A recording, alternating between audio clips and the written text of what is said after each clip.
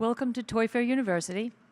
Next up, we have Beyond the Press Release, what modern PR really looks like in the toy industry. Our speaker today is Lisa Orman. Lisa? Good morning, everyone. Thanks for joining me on the last day of Toy Fair. We made it.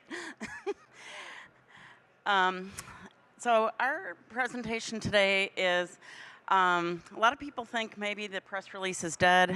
I don't feel that.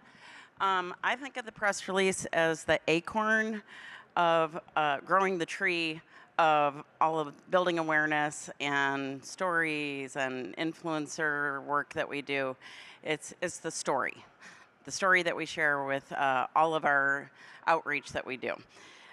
So I'm going to start with an example here. I'm going to stand out of the way so you guys can see this. What I'm going to share with you is a bunch of examples to kind of bring this to life. So what is a press release and why do I need one? It's a story that contains who, what, when, where, why, and how.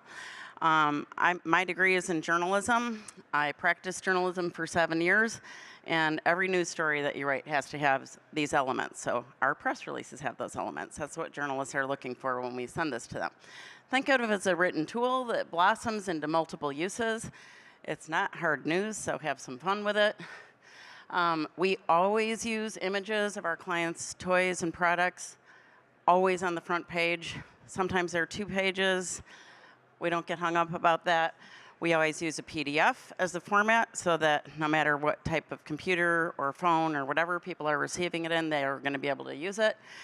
And I don't generally use wire services because we don't usually work with publicly held companies. So there's an example on the right, one of our clients in the building downstairs, JC's Toy Chest. They just launched last month. There's an example of what that looks like. This is an example of a company we hear a lot of times, but I just have one product or one game. How do I move beyond just one press release? What am I going to say? So I'm going to show you 4 examples of a game that we worked with last year, just one single wooden game. So here, this headline is Move Over Tic-Tac-Toe and Chess, 4 in a row is the hottest game for any age. That was our first press release in February of a year ago at Toy Fair. And this particular client, because he only had one game, was not even in the building at Toy Fair, but we had an off-site media event, and we represented him there. So that was the first thing.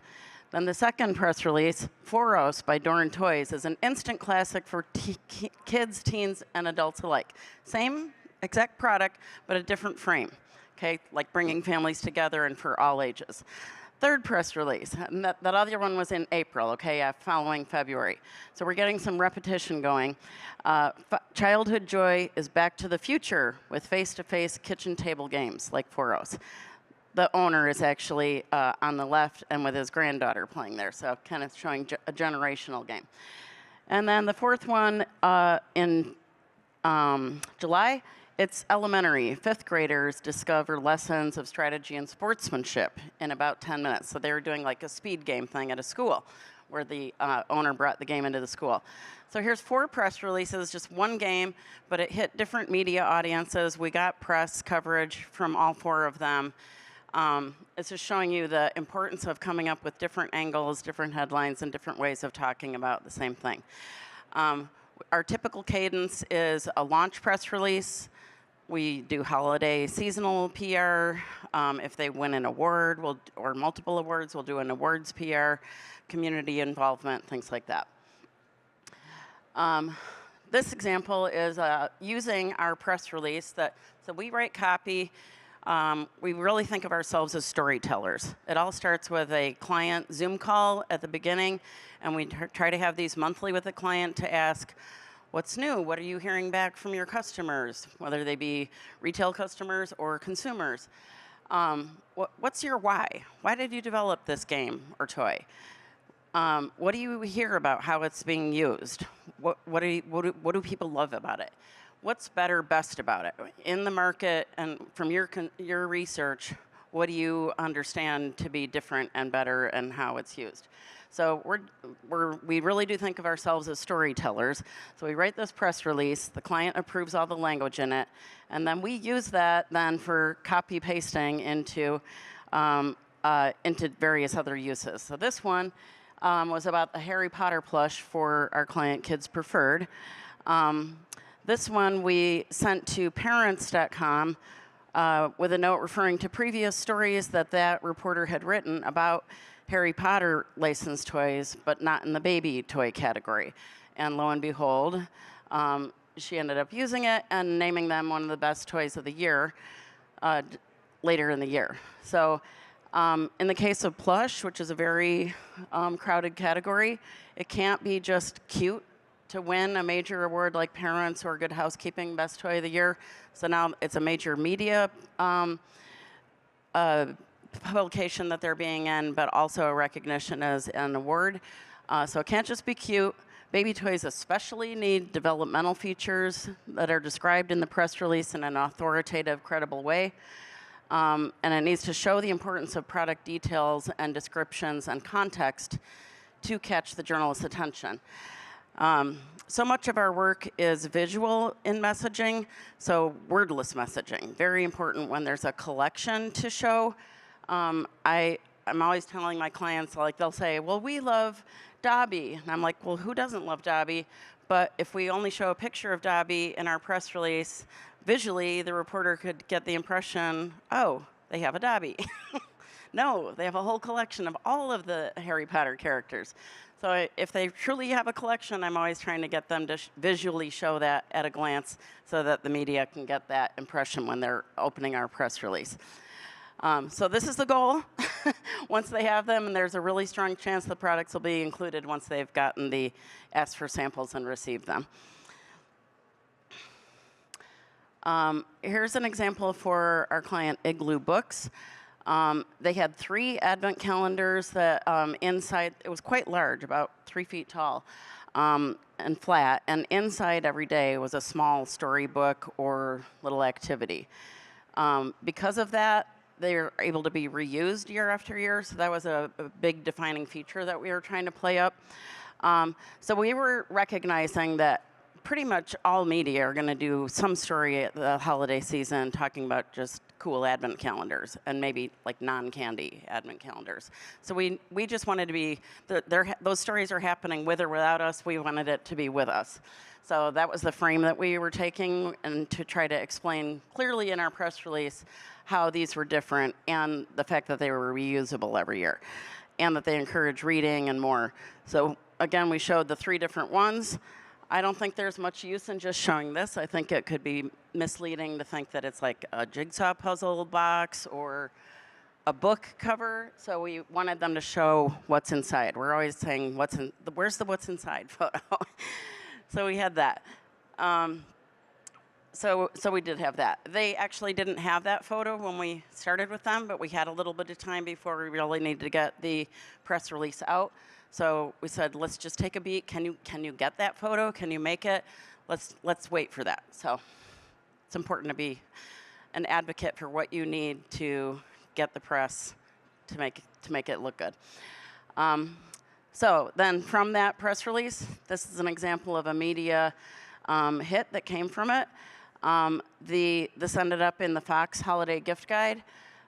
There's a guy in Dallas at the Fox station there who is a young dad. We appealed to his love that I personally know of bedtime stories. He's always talking about that on the news. So we said, well, here's something that'll take you through the whole month of December. And he only asked for one of them. And normally I would honor that, but then I wrote back and said, well, can we send you all 3 so you can just see the breadth of them? You have 2 little kids. Let's send you all 3 of them, and then feel free to take, whichever one doesn't fit for your family into the office and share it with other folks. So he accepted that, and then all 3 of them were on this station. And then 72 local Fox affiliates across the country picked up his segment and ran it. So it was a lot of bang for the buck. And he had used it in his home, so his story genuinely reflected that, of how much fun they had had. And he described, cuddled up in bedtime, and which story is it going to be tonight? This is the result of that campaign. I thought I'd pull back the curtain for you a little bit. After the end of that, and this campaign was only 3 months long, just for the holiday season, This is a recap of it. So we had a reach of 311 million on the editorial side. This is not reflecting influencer coverage or anything. It's just editorial. It is including those Fox affiliates, but there's some other things. They won the Autism Live toy and gift guide. They were in Good Housekeeping. So a lot of different kinds of media. Down below, we're able to monitor for this right here is total average media value as measured by Meltwater, which is our tool. We used the approved press release again, which is what this presentation is about. We use that approved press release to copy and paste. When we work with TV, they immediately ask us for talking points or messaging. So we copy and paste that approved language. We don't have to hold things up by checking back with our client. Oh, what should we say for messaging or talking points? We know what that is. We use that approved language, kind of shoosh it up and reformat it into bullets. We usually have a video that we can show to them of how to talk about it, or have B-roll, which is like a pre-made video that shows the product. And so, like TV is moving fast. They'll often ask us, like in the afternoon, "Ooh, I'm going to show this tomorrow morning on the news." Okay, so you don't want to hold things up and be at that point, I don't have any messaging or talking points for this. Now I have to try to chase down my client and create it in that afternoon. So that again is the press release being the basis of all of it.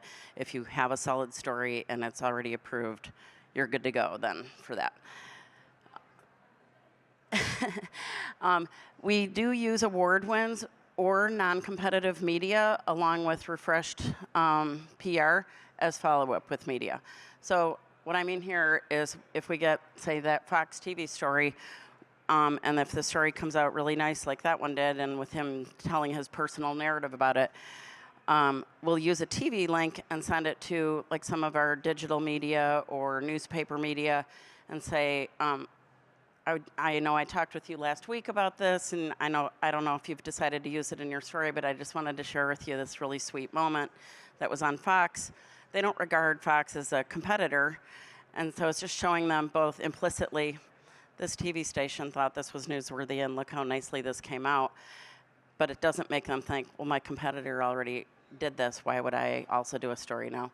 How am I doing on time? I'm good. And vice versa. We can use like a Good Housekeeping story to share with our friend at The View that it's in the pipeline, but not decided on yet to show them.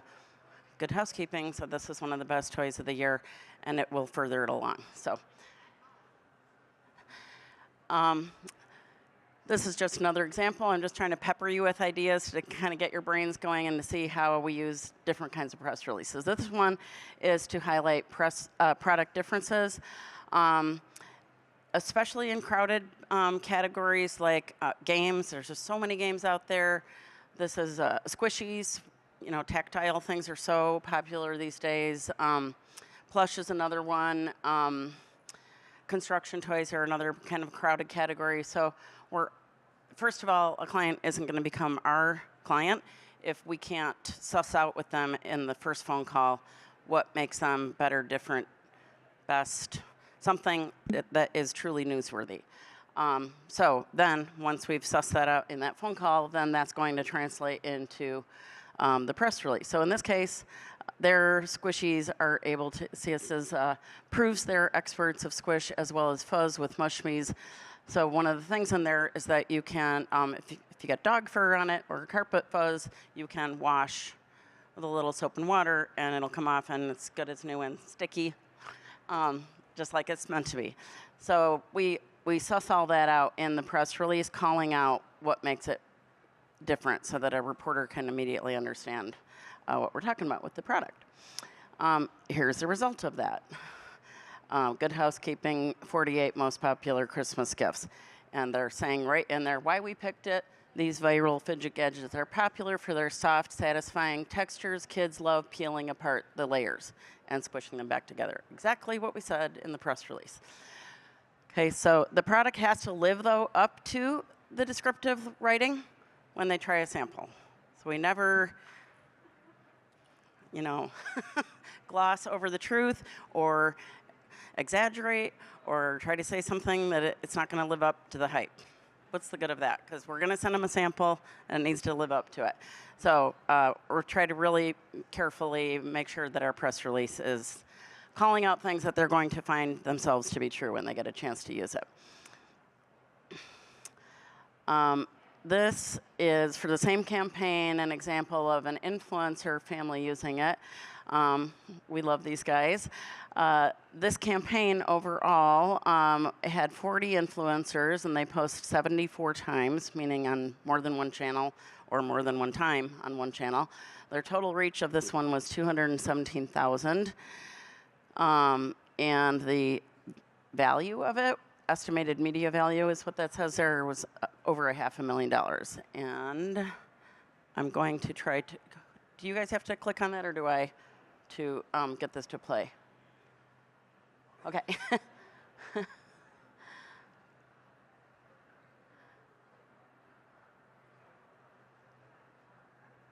But he's demonstrating the peeling apart. That came from the press release, which we copy and pasted into our influencer campaign, calling out the features of the product.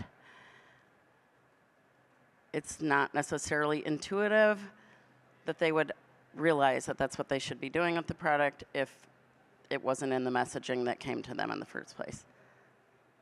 Okay? We had a hydro cup for little kids. Hydro cups are a crowded category, but for kids, not so much. So just the fact that they were designed for little kids and toyetic was cool. We did multiple campaigns for them. Some of them were seasonal styles that came out extremely well. Here's some examples of resulting media. This is not particularly a Valentine's, you don't see any hearts on there, but it was pink with red, and we sent it to this reporter. She asked for, what do you have for me for Valentine's Day? And we're like, I have a pink cup. And it worked, and they're in 3 huge. You can see the reach down across on the bottom there. Win, win, win. That was from just sending one sample of one pink cup, and this reporter, she was a freelancer. She covers all 3 of those magazines. Triple win. And again, that was just calling out all the features of that hydro cup that was from our press release. Another way we use our press releases are, we've got that approved language from one of the many that we've written, and when we're entering awards, we copy and paste into the award submission form the language from the press release, and it always results in wins. So this is a game. Games, again, remember I mentioned that they're so competitive and just so many. So this is a new take on crossword puzzles, and he ended up winning 5 awards. Was featured in Mensa magazine. So we use the language from it to help us have a better submission and catch the attention of the agency who's evaluating it. And then when they're done, when we've won a few of them, or we're done, and we know which ones they've won, then we write a press release that's encapsulating all of them, and we send that out, and it always, always, always results in additional media, especially at the national level. They look for those awards to kind of separate the chaff from the good stuff, and they regard that as, okay, this must be a good game because all of these people gave it this award. I'm going to click through quickly because I'm nearing the end of my time here. So here's the result of some of the media and the awards that they won. And here's the result of their media campaign from those awards and just from our holiday campaign. Here's Moosh Moosh, another really cute plush campaign that we did for holidays. I've worked with them on and off. They're near me in California. This is a campaign brief example to show you that is, again, copy and pasting from press release language. This is what we send to influencers. You can't see it, but across the bottom is what we call a mood board, which is the images that we use in our press release to show them this is what we're talking to you about. This is how adorable this plush is. The visual is so, so important. And then they say, yes, we want to work with you on it. On the left there was some of the influencer photos. Also here on the right, this was the result of that campaign. That was, I think, 4 weeks long, maybe 5, 6 weeks. Estimated media value, but look at how they loved it. And this was all the holiday theme. So a lot of Christmas photos. We had a mirror campaign at Five Below for a $35 mirror, so it was a Five Beyond campaign.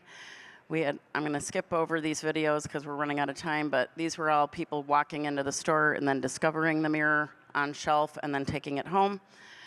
And the result of that was $1 million worth of estimated media value for the 77 posts we had. And here is another Plush campaign with their results with over 1 billion reach. So this is all kind of rinse, wash, repeat, reformat. That's how press releases work at their best.